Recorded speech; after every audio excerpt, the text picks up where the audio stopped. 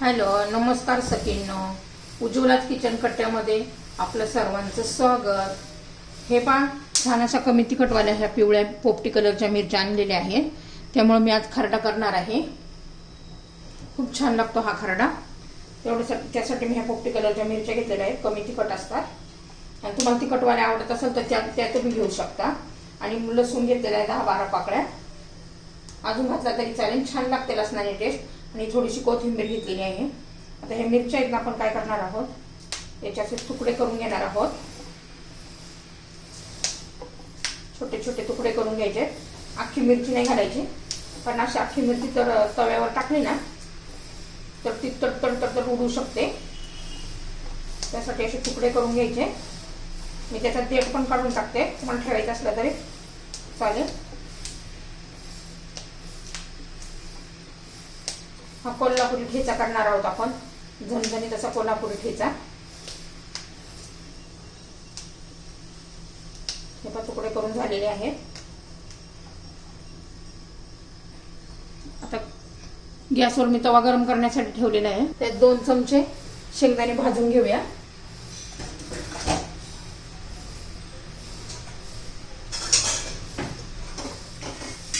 हे आपले शेंगदाणे भाजून झालेले आहेत.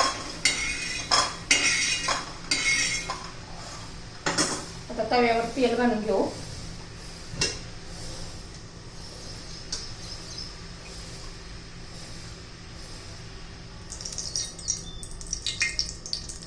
आता तेल गरम होऊ देऊया.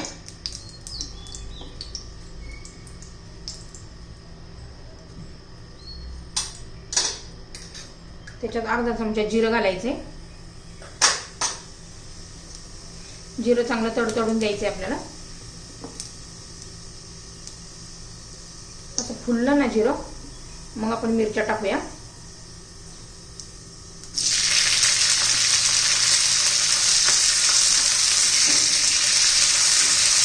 छान असं मिरच्या पण आता परतून घेऊया.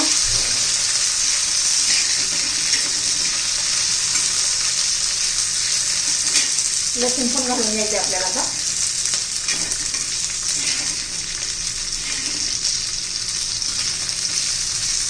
परतून घेऊ चांगलं. हे पहा, छान असं आपल्या मिरच्या झाल्यात परतून. मग असे चांगले डाग पडले, मस्त अशी मऊ झाली आहे मिरची. आता त्याच्यात कोथिंबीर घालू. हा चांगला आठवडाभर ठेचा आपला टिकतो. आता भरपूर असा करून ठेवलं, वाटीभर तरी चालतो.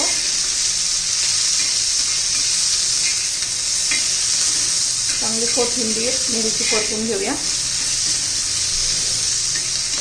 आणि हा आहे ना, आपण खलबत्त्यात ठेचून घेणार आहोत. खलबत्त्यात केलेला ठेचा आहे ना, खरोखरच छान लागतो. तुमच्याकडे खलबत्ता नसेल किंवा वेळ नसेल तर तुम्ही मिक्सरच्या भांड्यामध्ये पण करून घेऊ शकता ठेचा. आता हे शेंगदाणे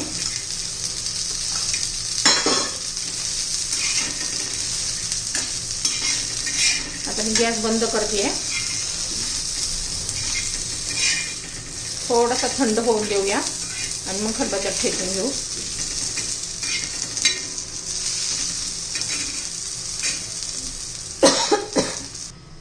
हे पहा, मी आता खलबत्ता घेतलेला आहे. मी हा दगडी खलबत्ता कोल्हापूरवरून आणलेला आहे. बघा, मस्त असा खलबत्ता आहे. त्याच्यात आपण आता मिरच्या काढून घेऊया.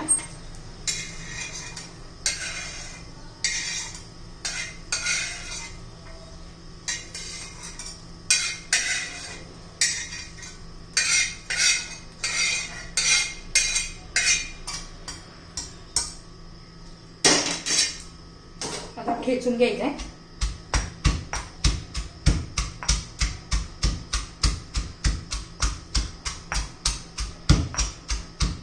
पूर्वी लोक पाटावर वंटावर वाटून घ्यायचे, ठेचा ठेचून घ्यायचे आणि त्याची चव खरंच छान लागते मिक्सरमध्ये फिरवण्यापेक्षा.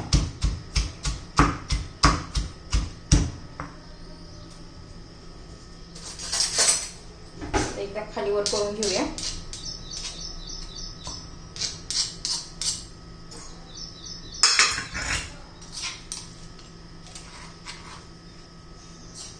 त्याच्यात आपण थोडं लिंबू पिळू, त्याने खूप छान चव येते.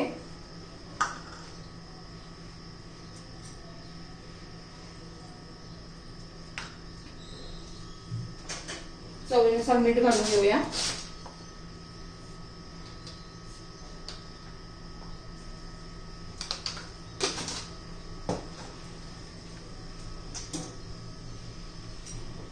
व्यवस्थित मिक्स करून घेऊ.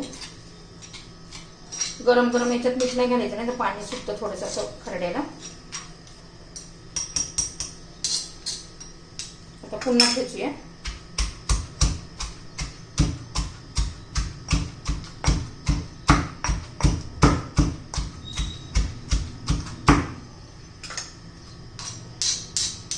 आपला खरडा तयार झालेला आहे.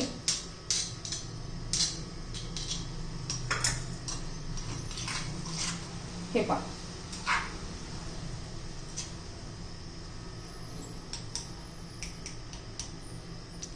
हे पहा आपला खरडा, छान असा खरडा तयार झालेला आहे. तुम्ही एकदा करून पहा, खाऊन पहा, खूप छान लागतो. लिंबामुळे पण अजून चव दुप्पट होते. तुम्हाला जर माझी खरड्याची रेसिपी आवडली असेल तर लाईक, शेअर आणि सबस्क्राईब नक्की करा. म्हणजे तुम्हाला रोजचे माझे व्हिडिओ, नवीन रेसिपीचे व्हिडिओ पाहायला मिळतील. आपला हा खरडा तयार.